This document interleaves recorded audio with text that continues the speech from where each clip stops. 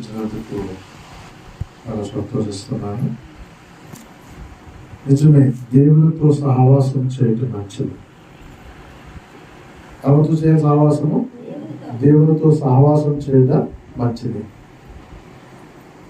మనకి తెలియదు కానీ మనం ఇక్కడ చేస్తున్న ప్రార్థన మన కుటుంబానికి ఎంతో కాపుదల ఉంటుంది. మన నెలకొక రోజంతా ఇంచుమించు ఎన్ని గంటలు? 12 గంటలు వస్తుందా? ఎన్ని గంటలు వస్తుంది మొత్తం?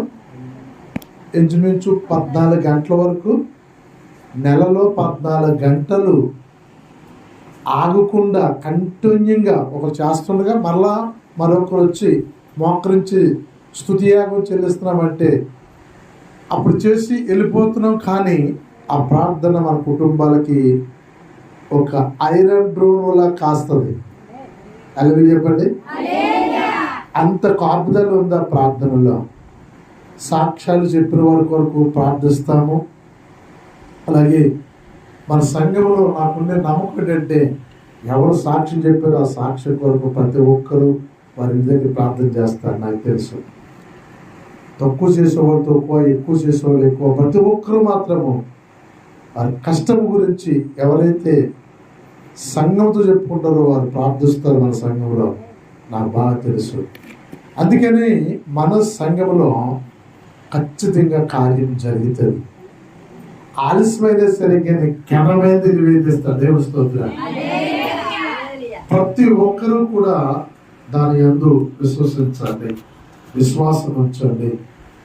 కుమార్తె చెప్పినట్లుగా రేపు 6 గంటల నుండి 9:10 వరకు, రాత్రి 9:10 వరకు ప్రార్థన, దేవునితో సహవాసం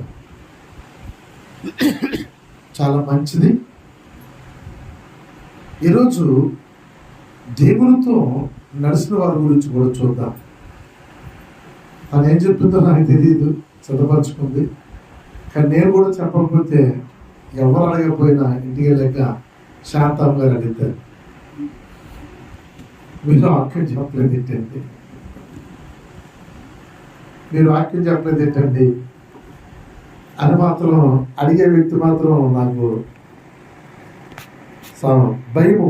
ఎందుకని మీకు తెలుసో తెలియదో కానీ నతానేలు గారు ఉన్నంత కాలము నేను సువార్త మానలేదు. తెలుసా మీకు ఆ విషయాలు జ్ఞాపకం ఉందా?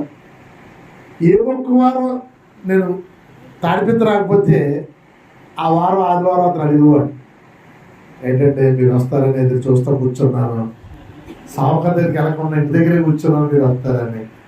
అప్పుడు మనకి ఫోన్లు సౌకర్యం తక్కువ.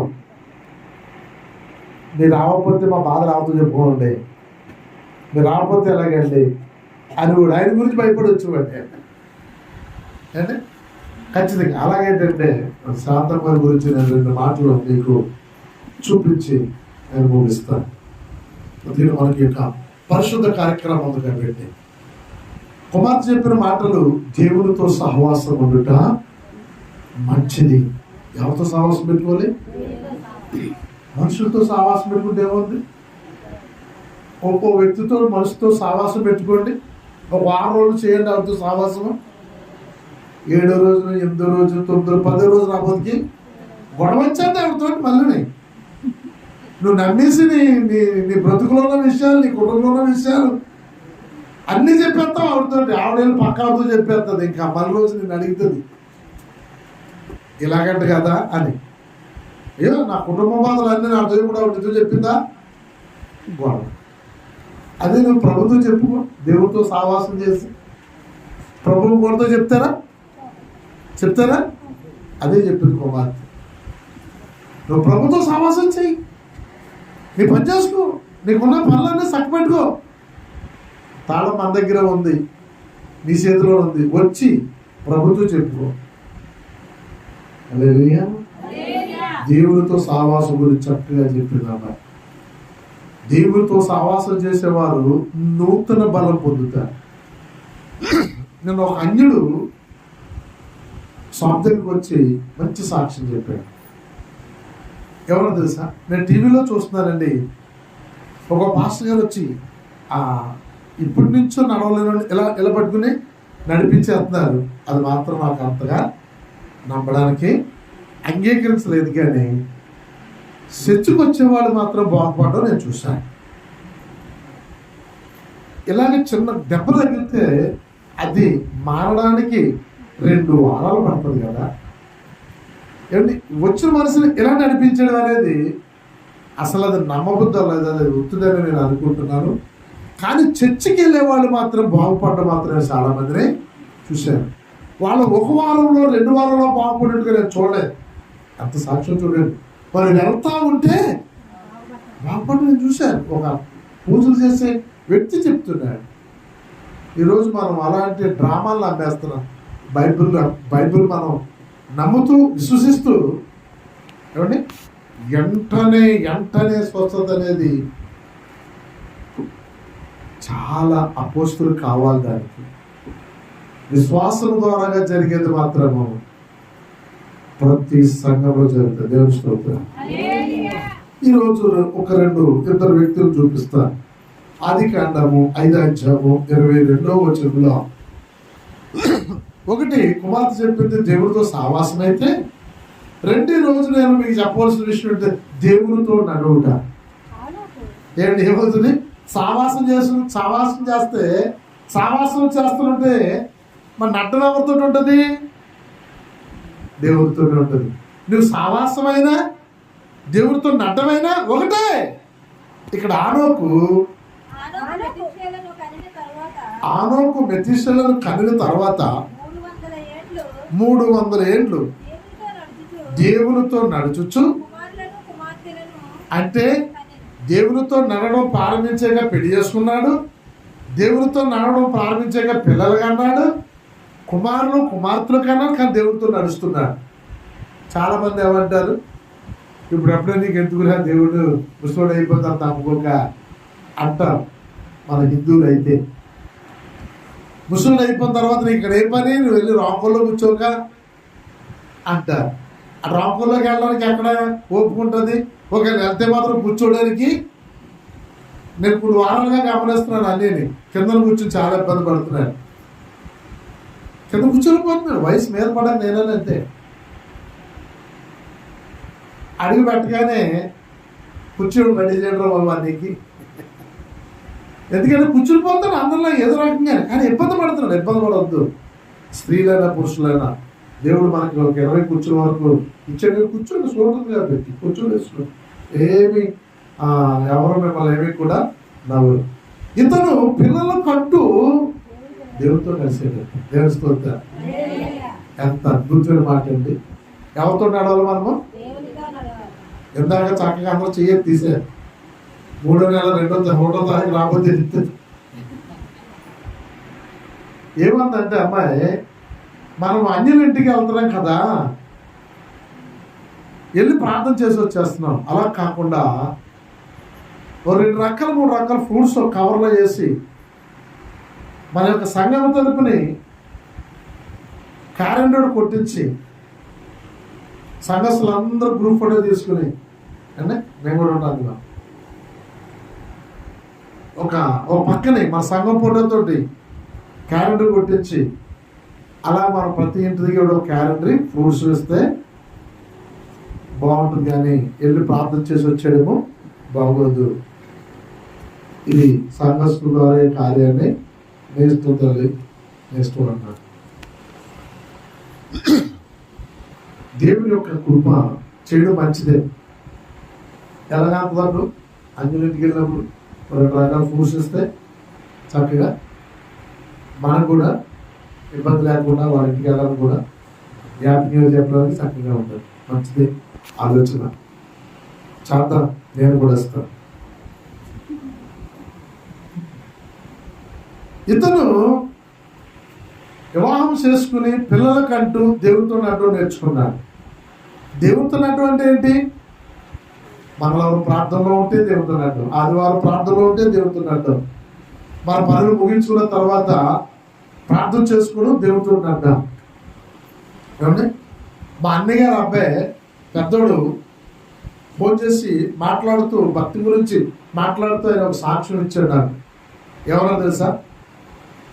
ఆశ్చర్యం వేసింది.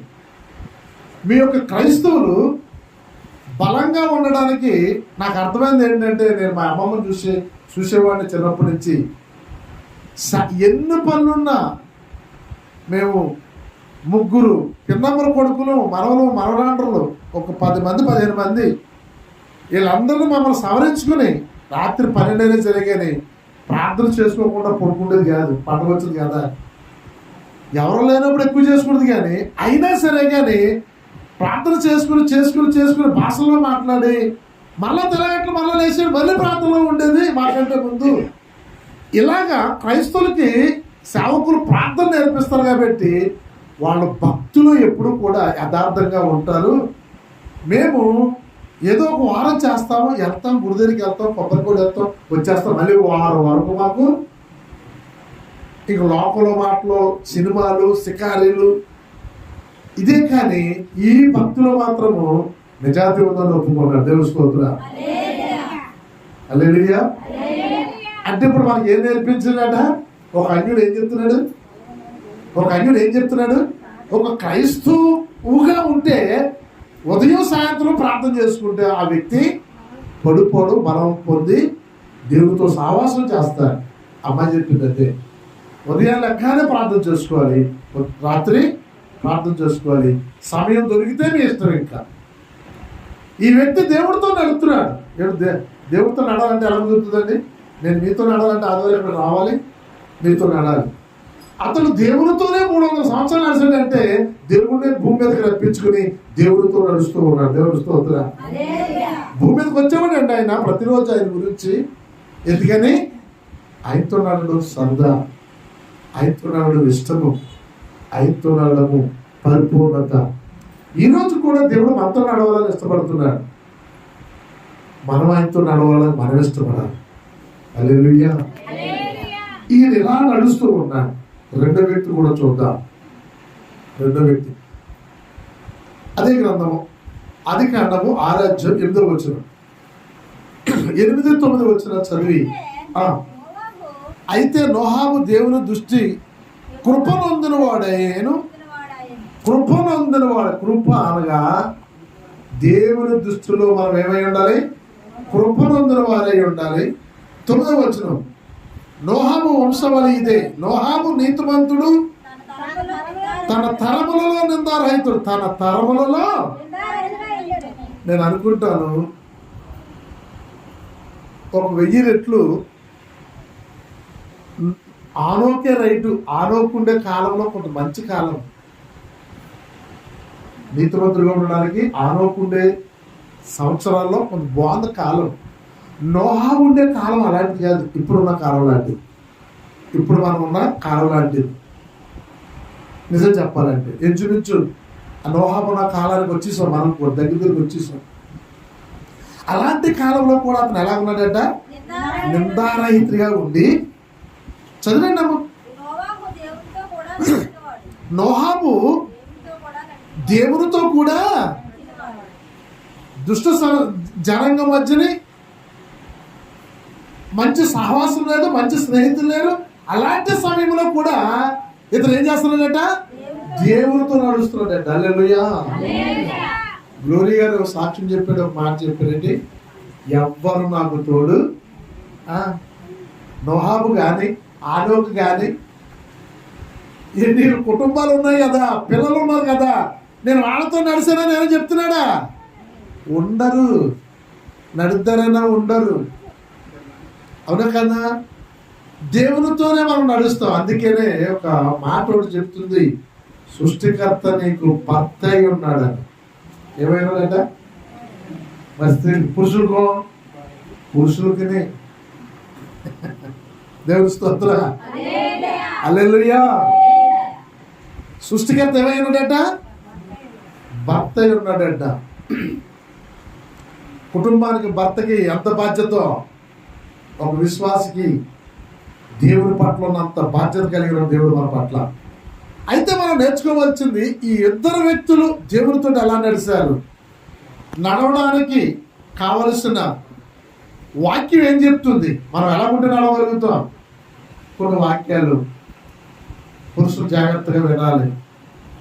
ఈరోజు పురుషులు అందరూ దొరికాడు. దేవుని స్తోత్రం. కాబట్టి మనము దేవుడితో నడవాలంటే కొన్ని జాగ్రత్తలు తీసుకోమని వాక్యం చెప్తుంది. 2 రెఫరెన్స్లు చూపించి నేను ప్రభు బల కార్యక్రమంకి వెళ్ళిపోతాను. 1 దశలోని పత్రిక 5వ అధ్యాయము 15వ వచనం చదువుదాం. 1 దశలోని పత్రిక 5వ అధ్యాయం 15వ వచనం. ఎవడును కీడునకు ప్రతి కీడు ఎవరికైనాను చేయకుండా చూసుకోండి. అది మెయిన్ ఇంపార్టెంట్. దేవుడితో నడిచే వరకు గుణం ఏంటంటే, ఎవడను మీకు ఎవడైనా కీడు చేస్తే వారికి ప్రతి కీడు చేయకూడదు. మీరు ఒకని ఎడల ఒకడు మనుషులు అందరి ఎడల ఎల్లప్పుడూ మేలైన దానినే ఏం చేయాలట? అనుసరించి నడుచుకునుడి. ఏమైనది చూసుకుని నడుచుకోవాలట? మేలైనదే. మేలు చేయడమే మన పని. ఎల్లప్పుడూ సంతోషముగా నేను చెప్తున్నాను అన్నయ్య గారు. హల్లెలూయా. ఎల్లప్పుడూ సంతోషం ఎప్పుడు వస్తుంది? ఆయన గురించే చెప్తారు. గోడ విషయంలో గొడవ వచ్చింది. నేను వదలను, నువ్వు అడిగిన 9 నేను వదలను అన్నాడు అనుకోండి, ఎక్కడికి వెళ్ళాలా? వదలంటే పెద్ద అని చెప్తారు. మీరు ఎలా ఏడంటారు పోతారు. వదిలేస్తాను నీ మాట వింటానంటే పెద్ద ఉంచుంటారు అక్కడ. అబ్బే నేను వదలను అనుకోండి, ఏం చేయాలి? అప్పుడు కోర్టుకి వెళ్ళాలి, వాయిదాలకు వెళ్ళాలి, లాయర్ పెట్టుకోవాలి. ఏమండి? వాళ్ళు వచ్చి ఏం చేస్తారు? 2 స్థలాలకి సీల్ చేస్తారు. మీరిద్దరు కూడా ఆ తలలోకి మీరు వెళ్ళకూడదు. ఇప్పుడు ఏమవుతుంది? ఏముంటుంది? మనశ్శాంతి ఉండదు. మనశ్శాంతి ఉండదు. అదే వదిలేసాడు కాబట్టి ఇప్పుడు ఏమైపోయిందండి? ఆయన పని ఆయన చేసుకుంటారు సాక్షిగా. ఆ స్థలంలో ఆయన గోడ కట్టుకుంటున్నాడు, ఇల్లు కట్టుకోవచ్చు, ఏమైతే చేసుకోవచ్చు. ఎక్కడ చెప్పింది అది మళ్ళీ సంతోషం మీకు అర్థమవుతుంది. సంతోషం. ఇప్పుడు సంతోషం ఉందా లేదని చెప్పండి. నేను వెళ్ళాను, తమ్ముడు ఇక్కడికి అడిగారు, వదిలేసాను, ఇది గోడ కట్టేశారు, ప్రజలు తెత్తులు వేసిపోయింది. గొడవ ఉందాక కుదరదు అన్నారు. ఆ 9 వదిలేస్తాం. ఇదిగో మన అధికారి గోడ. సంతోషంగా చెప్తున్నారు. ఎందుకు లేదంటే లేదు ఇక్కడ చిన్న గది కడతాను, ఎప్పుడైనా మనశ్శాంతి లేకపోతే ఇక్కడ కొంచెం ప్రార్థన చేసుకుంటాను అంటే గెస్ట్ హౌస్ అనమాట. మొక్కలు వేసుకుంటాను ప్రశాంతంగా. ఇక్కడ నీళ్లు నెయ్యి ఉంది, ఆ మొక్కలతో కాసేపు ఏముంది? ఎల్లప్పుడూ సంతోషం. అంతే కదా? ఇంటి దగ్గర ఉంటే ఏం కనపడుతుంది? పని కనపడుతుంది. అదే కొంచెం బయటకు వస్తే ప్రశాంతంగా సంతోషంగా ఎల్లప్పుడూ సంతోషం ఉంది. నువ్వే సృష్టించుకోవాలి. సంతోషమైన ఆనందమైన సృష్టించుకోవాలంటే వాక్యం నీలో ఉండాలి. వివాదాలతో గొడవలతో పడితే సంతోషం ఎక్కడ ఉంటుంది? ఒకసారి చెప్పాను మీకు. ఏం కథ? నక్కగా చెప్పాను. 10 పైసలు అప్పు తెచ్చుకుందట. ఎవరి దగ్గర? భూమి దగ్గర. భూమి దగ్గర అప్పు తెచ్చుకుంటుంది. ఎక్కడికి పరిగెడుతుంది, ఎక్కడికి వెళ్తుంది. ఏ ఊరు వెళ్ళినా భూమి ఉంటుంది. అది అడిగేది నా 10 పైసలు అవ్వాలి. అబ్బే తాడిపెత్తులు అడుగుతున్నారు. గొడవలు వచ్చింది. గుడికెళ్ళి కవ్వుపోయిలే గొడవలు పరిగెడుతుంది. అక్కడ నుంచి ఉంటే నా 10 పైసలు అవ్వాలి. ఇలా కాదు, కాకినాడ మారిపోయింది. టౌన్ కదా, అక్కడ బిల్డింగ్లు ఉంటాయి. ఎక్కడ దిక్కు దొంగ వచ్చారు. కాకినాడ వెళ్ళి నుంచోపోతికి నా 10 పైసలు అవ్వ అంటారు. పూర్తి మనశ్శాంతి అనేది పరిగెడితే రాదు. తీర్మానం చేసుకోవడం పెట్టవుతుంది. విడిచిపెట్టే అంతే. దేవుడు 7 వంతులు నీకు చెప్తాడు. అవే 7 వంతులు నీకు ఎత్తాడు. ఆ శుక్రవారం అదే చెప్పాను, పెడతాం. వాక్యం అదే చెప్పాను. విడిచిపెట్టి 7 వంతులు వేరే ద్వారా దేవుడు మనకు చెప్తాడు. నువ్వు ఎల్లప్పుడూ ఎలా ఉండాలి? సంతోషంగా ఉండాలి. దేవుడు పెట్టాం. అన్నీ ఎక్కడ ఉండిపోయాయండి, అన్నీ ఎక్కడ ఉండిపోయాయి. నా చిన్నప్పుడు నేను అక్షరంలో ఉండేవాడిని. ఒక ఆవిడ ఏం చేసి తెలుసా? ఆ ఇంట్లో ఎప్పుడు గొడవలే, మట్టికి ఇంట్లో వెళ్ళారన్నమాట. ఈవిడ వెళ్ళిన నీళ్ళు దాని మీద పోసేది. సంతకాలు నూనడానికి ఒక సేపటి నీళ్లు ముందు ఆ గోడమే పోసి అప్పుడు సంతకాలు కడుక్కుంటుంది. నూనె తీసుకున్నాక మసాలా తీసుకుని సంతకాల కూడా వచ్చిన నీళ్లు మళ్ళీ గోడలో పోసేది. నానిపోయి 10 సంవత్సరాలుగా గోడ అడుగు పడిపోయింది. వాస్తవం నేనే సాక్షి. అవి కీటుకోళ్ళు ఎంత మట్టి కీటాలు ఎంత మట్టిలాగా ఎత్తులు పెట్టిన గోడ ఒక బిడ్డ వచ్చి అలా మీద పడిపోయినప్పుడు ఎండిపోస మీద వెళ్ళిపోయి ఎండిపోస చుట్లుకొని అలాగే సిరసర వైద్యం చేస్తే సీమ్ పెట్టేసి పురుగులు పెట్టేసి గవర్నమెంట్ హాస్పిటల్ తీసుకెళ్తే ఒక 6 నెలలు 7 నెలలు మంచం మీద ఉండి చివరికి ఆ గోడ చెప్పేసింది. మరి దేవుని స్తోత్ర. ఎవరి మీద కోపము? చూసారా? మనుషుల మీద కోపం. నువ్వు ఎల్లప్పుడూ సంతోషంగా ఉంటావు. దేవుని స్తోత్ర. నువ్వు ఎల్లప్పుడూ. అందుకనే ముందు ఇదే లైన్ లో ముందు ఒక వాక్యం ఉంది, కీడు చేసిన వారికి నువ్వు ప్రతి కీడు, అప్పుడే నీకు సంతోషం. నీ కీడు చేసిన వాళ్ళకి నువ్వు కీడు చేయలేదు అనుకో, అలా పోరాడే బానే. దేవుని స్తోత్ర. చేయలేనాడు చేపలాడటానికి వెళ్ళేట చేలో వాళ్ళు అందరూ చేపలాడేస్తున్నారంట, చెల్లో దూకేసి. ఈడంటున్నాడంట బతకండి, చేపలు ఏమంటాడంట బతకండి అంటాడు. కారణం ఏంటి? పట్టలేడు కదా. మనం అలా ఉండాలి అంతే, చేతులు లేనిలాగా ఉండాలి. తొండరా బతకండి అన్నాడు. అప్పుడే నువ్వు ఎల్లప్పుడూ సంతోషంగా ఉంటావు. 10 దాంట్లో బురద ఊరిపిస్తావు అనుకో, నీకు మనసానికి ఉండదు. ఇంకా అదే గ్యాప్ వచ్చేస్తుంది, అదే గ్యాప్ వచ్చేసి నిద్ర వెళ్ళిపోయి పొద్దున కోళ్ళెత్త అయిపోతాయి, బిపి పెరిగిపోతుంది, దానివల్ల షుగర్ ఎక్కువైపోతుంది, మరణానికి దగ్గర అయిపోతుంది. దేవుడి స్తోత్రం. హల్లెలూయా, హల్లెలూయా. అందుకని నువ్వు ఎల్లప్పుడూ సంతోషం ఉండాలని ప్రభు చెప్తున్నాడు. నీ కీడు చేసిన నువ్వు మేల్చి, కీడు చేసిన వల్ల కీడు చేయాలని ఆలోచన ఎప్పుడు నీ ఆలోచనలోకి రాకు. దేవుడు నీ అచ్చులోచనలు హెచ్చిస్తాడు. అని మనం ఎలా జీవిస్తే దేవుడితో నడుతున్నాము అనే విషయం.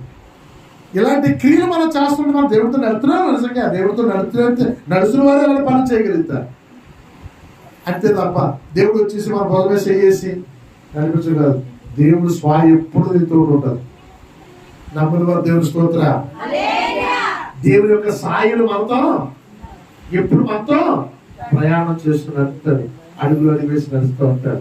నీ ఆలోచన మంచిదై, నీ క్రియలు మంచిదై, నీ బుద్ధి మంచిదై, నువ్వు ఎవరికి అహంకారం చేయకుండా, నువ్వు ఎవరికి ఆశించకుండా, ఏ గొడవలోని కూడా వదిలించుకుంటూ మనశ్శాంతి కలిగి ఎల్లప్పుడూ సంతోషంగా ఉన్నవారే దేవుడితో నడుస్తున్నావు. దేవుడి స్తోత్ర. ఎందుకని ఎంత ఉన్నా ఈ భూమి మీద మనం వదిలించుకోవాల్సిందే కదా. ఏం సంపాదించినా వదిలించుకోవాల్సిందే కదా. ఉన్నంతలో మనం సంతోషంగా ఉండాలి అంతే కదా. అతను రెండో రేపు చూసి నేను ముగిస్తాను. యెషయా గ్రంథము 56వ అధ్యాయము 1 నుంచి 1-2 వచనాలు చదివేసి మనం ముగించేద్దాం. 56వ అధ్యాయము 1 నుంచి యెహోవా ఇలా సెలవిచ్చుచున్నాడు, నా రక్షణ వచ్చుటకు సిద్ధముగా ఉన్నది, నా నీతి ఎల్లడవుటకు. మన నీతి ఎల్లడవడానికి సిద్ధంగా ఉంది. ఎల్లడి చేసుకోవాలి. ఏం ఎల్లడి చేసుకోవాలా? మన నీతి ఎల్లడవడానికి సిద్ధంగా ఉంది. ఎలా సిద్ధంగా ఉంది? మన రక్షణ పొందుకున్నాం. ఇప్పుడు నీతిమంతులు అయింది. నీతిమంతులవుటకు ఎల్లడవడానికి సిద్ధంగా ఉంది. హల్లెలూయా. ఇప్పుడు నీ ద్వారాగా నా ద్వారాగా ఏమమ్మా చెప్పండి? నీతి ఎల్లడి అవ్వాలి. సిద్ధంగా ఉంది. ఎల్లడి చేయాలి. మనం మొక్కలకి మందు తెచ్చి పెడితే పురుగులు చేస్తాయా? ఏమన్నా పొట్టాలన్నీ కుట్టేస్తానంటే అన్న. ఆ మొక్కలకి ఏం చేయాలి? నువ్వు మంచిగా చేయాలని చెప్పు. పురుగులు మందు కొడితే ఆ మొగ్గు ఓడిపోయి పురుగు సత్తది. అప్పుడు ఆ మందు లోపలికి వెళ్ళి ఆ చెట్టు బాగా వికసిస్తుంది, ఎల్లడవుతుంది, ఆరోగ్యం ఉన్న చెట్టు మనకు తెలుస్తుంది. మన నీతి క్రియలు మనం పాటించడం వలన వీళ్ళ ప్రభు బిడ్డలు వీళ్ళ క్రియలు ఎల్లడవ. దేవుని స్తోత్రం. హల్లెలూయా. అంతేగాని వాడికి కాకేసిన వినపడదండి. ఏమంటే రామరాజు గారు, వాడికి వినపడదండి. వాడికి వినపడదండి బాబు కాకేసిన. ఎందుకు వినపడదు? నీతిని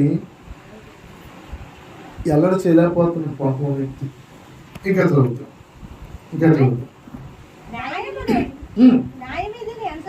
చూడండి, నీతిని ఎల్లడి చేయడానికి సిద్ధంగా ఉంది, న్యాయ విధులను అనుసరించాలి. ఏమి అనుసరించాలా? ఆడికి ఉండదు న్యాయం. మనం న్యాయమైన త్రాసులో మనం ఉన్నాం కాబట్టి మనం అనుసరించాలి. అంతే కదా, అంతే కదా. లేకపోతే మీరు ఇంత గుండ్రంగా కూర్చుంటారు. ఇక్కడ యేసుక్రీస్తు రక్తంతో కడగబడ్డారు కాబట్టి ఇలా వచ్చి కూర్చున్నారు. కానీ ఏంటి గుండ్రంగా ఉండవడమా మనము? చెప్పండి. నేను కూడా మీతో పాటు ఇంత చక్కగా అందంగా కూర్చునేవాళ్ళం మనము. ఒకసారి ఊహించుకోండి ఎలా కూర్చునేవాళ్ళము. ఎక్కడెక్కడ ఉండవలసిన వారు. దేవుని స్తోత్రం, హల్లెలూయా. ఒక ఆయన అనేవాడు, ఒరే అబ్బాయి ఈ పూట నేను ఇంటికి అక్కడ వద్దురా అనేవాడు. ఏంటంటే అలా ఆవిడకి గొడవ, ఎవరితో అంటాడు పోతురా మీ బాప. ఇంటికి వెళ్ళినా అనవసరమే పాపం రాకపోలోనే తొమ్మలేదు పడుకుంటున్నాడు. ఇంటికి వెళ్ళేందుకు ఇంటికి వెళ్తే మరి ఈవిడ తిడుతుంది. నువ్వు ఎదవ కాబట్టి కదా వాళ్ళ రాలేదు కొంటారంటుంది. పాపం ఇనేవాడు సేలోంచి వచ్చేవాడు. వస్తాను అనేవాడు. అదే మీ బాప ఎవరితో అంటుకుందరా బాబు, ఇంక నేను ఇక్కడ ఆగిపోతాను. ఎల్లవల్ల ప్రయోజనం లేదు, శివుడు తప్ప. చూడండి, అదే మాట చెప్తున్నాడు. న్యాయ విధులు మనం అనుసరించాలి, వాళ్ళు అనుసరించాలి. వాళ్ళకి అడ్డంగానే అడ్డుగోలుగానే మాట్లాడతారు. మన న్యాయంలో ఉన్నాం కాబట్టి మనం అనుసరించాలి, మనం అనుసరించాలి. ఇంకా చదువుతాం. నీతిని అనుసరించి నడుచుకోవడం. ఎందుకంటే నీతి ఏంటో తెలడానికి మనకు తెలుసు. మరి మన వాళ్ళు వదిలేస్తారా కుదురుతుంది? వదిలేస్తారా కుదురుతుంది? తెలుసుకున్నది మనం వదిలేస్తారా? మనం పట్టుకోవాలి నీతిని. నేను అలా మాట్లాడకూడదు, నేను అక్కడికి వెళ్ళకూడదు, నేను ఆ పని చేయకూడదు, నేను ఈ పని చేయాలి, నేను ఇలా ఉండాలి. పాత నిబంధనలు అయితే ఆహార విషయంలో చాలా జాగ్రత్తలు చెప్పాడు. నిర్ణయాల చదువు వాక్యాలు మనం చూస్తే ఆహార విషయంలోనే వారు తోమేశాడు. వాళ్ళు ఇశ్రాయేలు పాపం తోమేశాడు. మామూలుగా తోమలేదు. ఏమండి, యాజకులకైతే మరీ తోముడి. కొత్తగా యాజకత్వం వచ్చింది ఆరోను కొడుకులకి.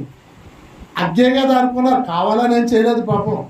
ఏదైతేనో అజ్ఞేగా దారుకుని పక్కింటోడు అగ్గి తెచ్చి బలిపీఠం దగ్గర పెడితే ఇద్దరు చచ్చిపోయారు బలిపీఠం దగ్గర. అలా ఉండేది పనిష్మెంట్. అవునండి, నేను చదివిన వాక్యాలు చదువు దాన్ని ఫాలో అయిన చదువులకి మాటలు వస్తాయి. ఎందుకని వాళ్ళు కావాలనో ఆజ్ఞ అతిక్రమించాలనో కాదు, ఏదైనా అగ్గే కదా అనుకున్నారు. అంత జాగ్రత్తగా ఉండాలి. నీతిని అనుసరించండి, న్యాయాన్ని అనుసరించండి. అప్పుడు మనం దేవుడితో నడిచిన వారు అవుతాం. వాళ్ళిద్దరూ దేవుడితో ఎందుకు నడిచారంటే కాలం ఎలాగున్నా, ప్రజలు ఎలాగున్నా, పరిస్థితి ఎలాగున్నా నీతిని న్యాయాన్ని అనుసరించి నడుచుకున్నారు. వాళ్ళు దేవుడితో నడిచిన వారు అయ్యారు. ఇంకా చదువుతాం. నేను నియమించిన విశ్రాంతి దినాన్ని ఏం చేయకుండా, అది రాకపోతే అపవిత్రం అయిపోతుందంట. విశ్రాంతి దినాన్ని మనము దేవుణ్ణి ప్రార్థించకపోతే ఏమవుతుందంటే అది అపవిత్రం పరిశ్రమలో అవుతామంట. మనం చాలా సులువుగా తీసుకుంటాం. కుదరలేదండి, ఏమంటాం? కుదరలేదండి, ఒప్పుకోండి. అపవిత్రం అయిపోతుంది నీ జీవితం. నువ్వు అపవిత్రం అయిపోతున్నావు. నువ్వు అపవిత్రంలో కూర్చున్నట్లే. ఓ మాట చెప్పాలంటే ఒకటే ఒకటి చెప్పాలి. కుదరలేదంటే నేను నడవలేనండి అక్కడ. ఏంటి ఏం చెప్పండి? నేను నడవలేని పరిస్థితి ఎప్పుడు వస్తుంది? నీరసం చేస్తే వస్తుంది. ఆ మనిషి నడవలేడు. ఆడ చెప్పినా ఒప్పుకుంటాడు, దేవుడు ఇష్టపడతాడు. ఇప్పుడు చాలా మంది నడిచిరామంటే నడుస్తుందా? ఒకళ్ళు నడిచి తీసుకొని కూర్చోబెట్టినా 10 నిమిషాలు కానీ ఎక్కువ కూర్చోలేదు. వాళ్ళ ఇంటి దగ్గర మీరు చూస్తుంది, కంచెపు కూర్చుంటుంది, కంచెపు లేగుతుంది, కంచెపు పడుకుంటుంది, కంచెపు దొరుకుతుంది. వయసు అటువంటిది. నువ్వు అలా కుదరదు, విశ్రాంతిని అపవిత్రపరచు దేవుడు అంటారు. లేవలేని పరిస్థితి. ఆమెకి అంతకంటే దయా కిరీటం ఏంటి తెలుసా? అన్ని సంవత్సరాలు దేవుడు ఆమెకి ఆవిషవడమే. అలాగే సంఘం యొక్క పరిశుద్ధ కార్యక్రమంలో ప్రతి కార్యక్రమంలోనూ కూడా తన కష్టార్జితం కలుపుతూ ఉంటుంది. ఏ పనిలోనూ కూడా విడిచిపెట్టదు. దేవుడి పని చేస్తుంది కదా. దేవుని సహవాసంలో ఉన్నట్టుగా కదా. దేవుని స్తోత్రం. హల్లెలూయా. నేను చెప్తున్న మాట, దేవునితో నడిచేవారు పాటించాలి మాటలు. దేవునితో నడాలనుకున్న వాళ్ళు చేయవలసిన క్రియలు వీళ్ళు. 2వ వచనం వరుస, నేను నియమించిన 2వ వచనం, నేను నియమించిన విశ్రాంతి దినమును అపవిత్రపరచకుండా దాన్ని అనుసరించు, ఏ కీడు చేయకుండా దాని చేతులు బిగబెట్టుకున్నవాడు ధన్యుడు. ఆ ప్రకారం చేసి దాని రూఢిగా గైకున్నవాడు ధన్యుడు. చాలా ధన్యుడు అనగా భాగ్యవంతుడు. దేవుడి కొద్ది మాట దీవించును గాక. హల్లెలూయా. ఏం చేయాలంటండి? చేతులు బిగబెట్టుకోవాలి. మన చేతులు పరిగెడుతున్నాయి అనుకోండి,